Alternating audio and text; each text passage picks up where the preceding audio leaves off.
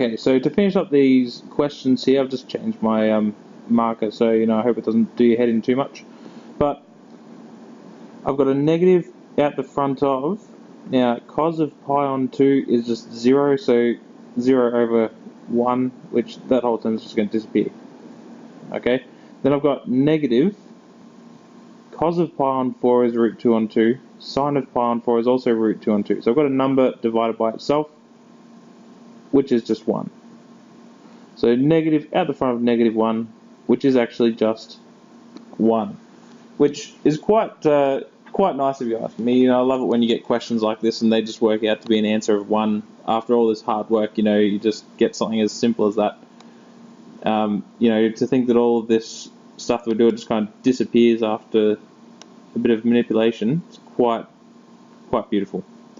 Anyway, I'm going to go on with another question, because part of this exercise is just doing integrals like this one. And all I'll say about this is that basically sometimes there just aren't any really nice ways to do an antiderivative. For example, we can't easily do the antiderivative of things that might require a product rule or a quotient rule to sort of differentiate. They just generally don't work out all that nicely. So there are some questions that you just need to use the calculator for, and so that's what I'm going to do. Okay, now where are we? So I bring this up and move that out of the way a bit. So I'm going to do the antiderivative of, and I'll make it between 4 and 5, of all this mess, which was just a fraction. It's negative 2x being divided by the square root of x minus 3, and that's with respect to x. And just hit execute and you get that answer there. So yeah, that's really about as bad as they sort of get, but well, what is it? Negative 44 root 2 on 3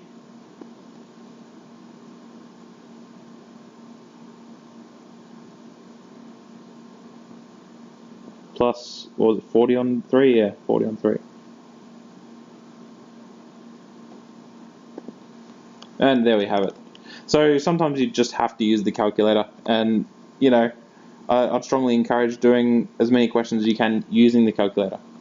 Now, while I'm still here in this last video, what I'm going to suggest, and strongly suggest that you do, is follow up this exercise in the book by doing the question 8 from the VCAA 2016 Math Methods Exam 1, because that particular question is a great example of the integration by recognition, and it's quite a difficult question. I mean, it was the last question on the exam, but just found it to be pretty tough, but a really good one to work through, and in the end it worked out quite nicely. It was also really good one to go through because it's got k in it as a constant, and that just often throws a lot of people. But the important thing is that you just sort of treat that like you would any other constant term. And yeah, that's all I'll really say on that. I will post a video for the solution of that question maybe in about a week or so. But between now and then, make sure that you have a go at that, and yeah, just see how you go. Anyway, I'll see you all later.